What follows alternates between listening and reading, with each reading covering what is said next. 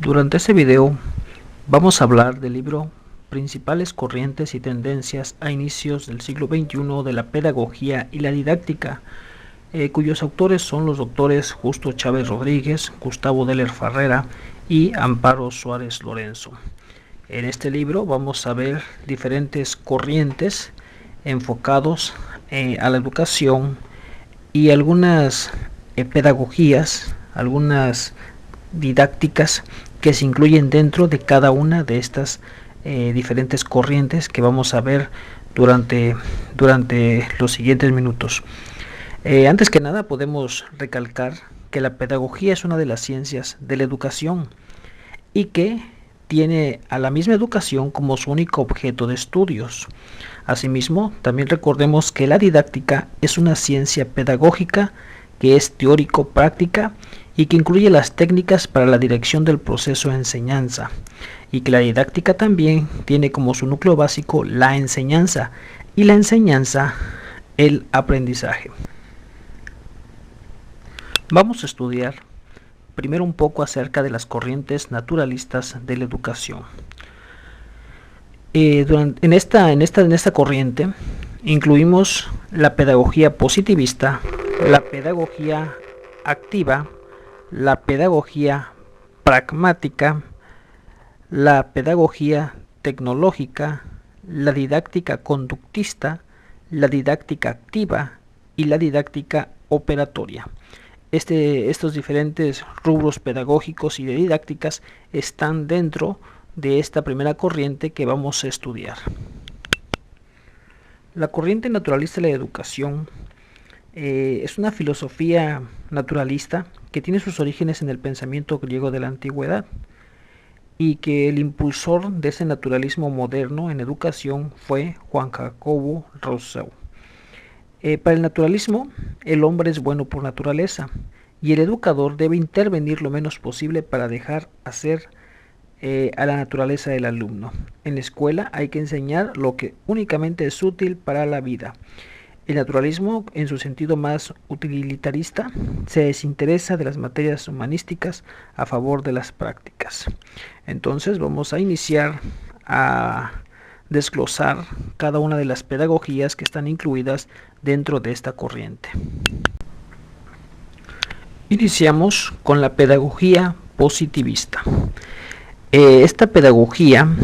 Dentro de esta pedagogía existen varios representantes. Alguno de ellos es el francés Auguste Comte y el inglés Herbert Spencer.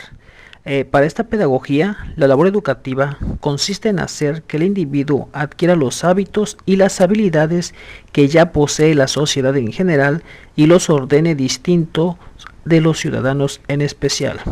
También hay que destacar que para el positivismo, la sociología es una de las ciencias a la cual se le aplica diferentes cánones de las ciencias naturales, es decir, el método científico. También para esta pedagogía, en la organización de las escuelas, el positivismo favorece al monopolio estatal de todas las instituciones e impone una enseñanza laica y agnóstica respecto a los valores espirituales. La pedagogía activa. El activismo, más que una doctrina, es un movimiento de escuelas nuevas, caracterizado por la aplicación de la psicología dentro de la pedagogía, sin preocuparse tanto por las teológicas. Uno de los representantes principales es Adolfo Freire, en cuya obra La Escuela Nueva marca una tentativa de justificación filosófica de la pedagogía activa. Este naturalismo activo se eleva al nivel psicológico de los intereses, pero entendidos como subjetivos y que emergen del educando. El activismo no consiste en hacer interesante la materia, sino en interesarse por el alumno y por sus actividades. Asimismo, la educación no es para el activismo preparación para la vida, sino la vida misma. De esta manera, el maestro es únicamente una guía dentro de la orientación del aprendizaje. Para la pedagogía activa, esta es funcional, ya que se realiza mediante el trabajo, luego y la búsqueda. Podemos notar dentro de esta pedagogía tres rasgos importantes. Primero, que es funcional. También esta pedagogía es comunitaria y también esta pedagogía está individualizada. La pedagogía pragmática. Esta pedagogía se puede considerar como una pedagogía activa radical, porque se considera la acción como un fin en sí mismo. Por eso la educación coincide con la vida y dura toda la vida y se resuelve en una experiencia continua. Esta pedagogía se conforma más con el hacer que con el reflexionar, con el obrar que con el pensar.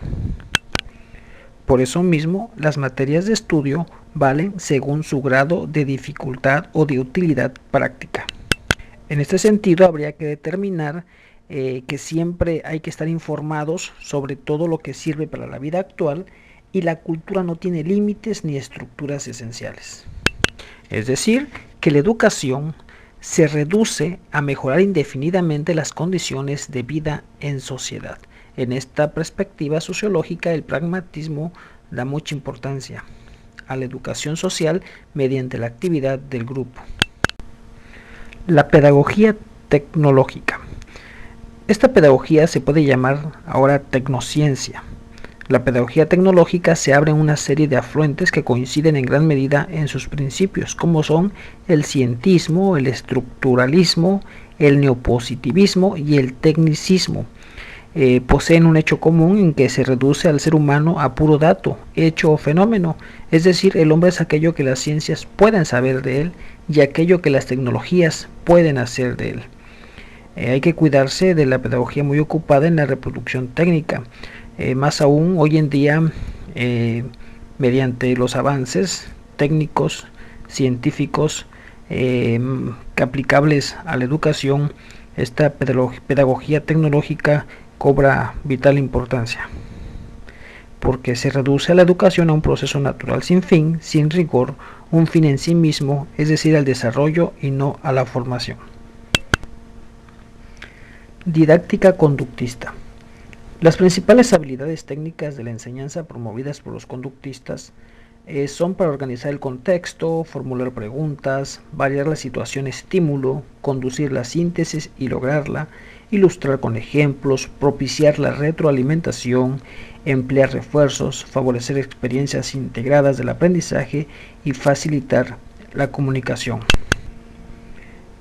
Podemos mencionar que las habilidades técnicas sugeridas por esta didáctica, que es el conductismo, están para desarrollar diferentes niveles de aprendizaje, como el conocimiento, la comprensión, la aplicación, el análisis y la evaluación. Asimismo, en esta didáctica conductista, la enseñanza se centró en el maestro.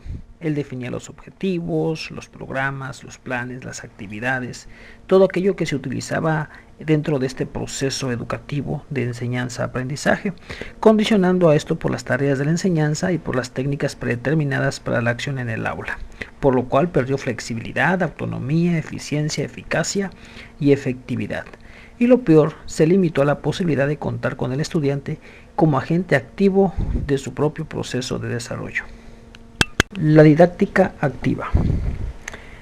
En este movimiento, o en esta didáctica, podemos mencionar que algunos de sus representantes más destacados es un francés llamado Roger Cousinet, quien consideraba que la socialización es la esencia misma de la educación. En el movimiento de la escuela nueva dentro de la didáctica activa, se representó una reacción contra la escuela positivista, reproductiva y autoritaria, cuyos principios esenciales los podemos resumir en tres. Vamos a mencionar tres muy importantes. Uno, que la educación responde a los intereses y a las necesidades de los alumnos. Dos, que la escuela es vida y no preparación para la vida. Y tres, la cooperación es más importante que la competencia. Con esto podemos considerar que para esta didáctica, la misma didáctica es considerada como la dirección del aprendizaje. Los fundamentos de este sistema se encuentran en la naturaleza del niño, que son la libertad, la actividad y la individualidad. Por último, podemos notar la didáctica operatoria, que está incluida dentro de las corrientes naturalistas de la educación. A esta didáctica operatoria se le asigna un papel esencial al error que el niño comete en su interpretación de la realidad y que no son considerados como faltas, no se consideran faltas ese tipo de errores, sino como pasos necesarios para el proceso constructivista. Estas didácticas y pedagogías que mencionamos, recordemos que están incluidas dentro del rasgo que mencionamos como corrientes naturalistas de la educación. Ahora bien, veremos la siguiente corriente, que es la corriente social de la educación. Dentro de las pedagogías o movimientos didácticos que se incluyen dentro de esta corriente encontramos la pedagogía socialista, el movimiento de la educación popular y la didáctica funcionalista. Vamos a ver en qué consiste cada uno de estas pedagogías inmersas en esta corriente social de la educación. La pedagogía socialista, como sabemos, aplica en diversos países, como en el caso de Cuba, que es donde en la actualidad se sigue esta pedagogía socialista. Dentro de esta pedagogía socialista podemos encontrar a Lenin, quien consideraba el papel importante que tenía la educación, tan importante que no importaba si esta educación venía de la clase burguesa, porque él consideraba que la educación era mucho mejor que la ignorancia, independientemente de dónde viniera, por lo cual la socialización se convirtió en la gran función de la educación. El alumno debe sentirse miembro de la colectividad y asumir las actitudes del pensamiento, del sentimiento y de la acción colectiva. Esta pedagogía ha sido duramente criticada recientemente por las diferentes formas pedagógicas que se aplican en repúblicas democráticas. Sin embargo, podemos notar que en países como en Cuba han dado muy buenos resultados, y en las estadísticas educativas de cada uno de los países podemos hacer las respectivas comparaciones. Movimiento de la educación popular. Este movimiento puede considerarse, por los aportes que se le han dado, como una variante de la pedagogía social propia del tercer mundo. En sí es una visión de educación para los desprotegidos. Por eso mismo se ha denominado a la educación popular de diferentes maneras, pero siempre conservando la esencia de este tipo de movimiento. Uno de esos nombres es pedagogía del oprimido, educación bancaria, pedagogía de la indignación, pedagogía de la esperanza y pedagogía de la autonomía. Los aportes de esta a la educación popular consisten en que la educación no es ni será siempre neutra, pues esta está siempre del lado de los oprimidos. La esencia de la educación popular como práctica de la libertad es el diálogo y la problematización. La educación debe ser eminentemente descubridora y crítica. Ahora tenemos a la didáctica funcionalista. Existe una marcada diferencia entre la didáctica social marxista y la funcionalista.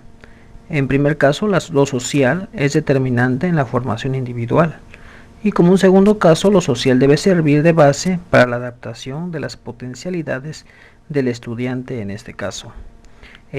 También recordemos que varios de los precursores de esta didáctica funcionalista mencionan que la educación es el medio más eficaz para garantizar la continuidad de la vida social, y que toda educación tiene como fin moldear al ser social. En conclusión, lo social es determinante ante la formación individual. Vamos a ver a otro grupo o a otra corriente, que es la pedagogía trascendente de la educación. Dentro de esta corriente vamos a encontrar o vamos a estudiar dos formas de pedagogía: la pedagogía espiritualista y la pedagogía personalista. Vamos a ver características de cada una de ellas. Iniciemos con la pedagogía espiritualista.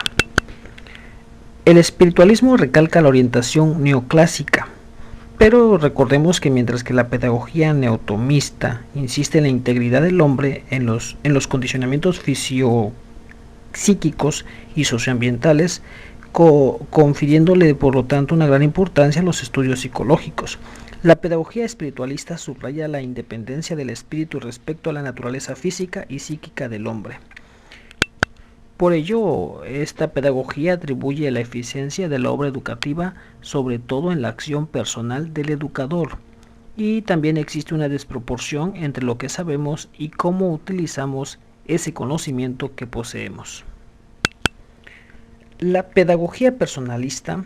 Dentro de esta pedagogía el hombre es la pedagogía naturalista, y en la social es considerado como individuo que proviene o bien de la evolución natural o de lo social.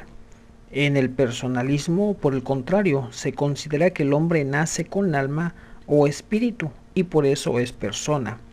Esa alma del hombre tiene propia voluntad, tiene una conciencia y la libertad para ejercer sus actos.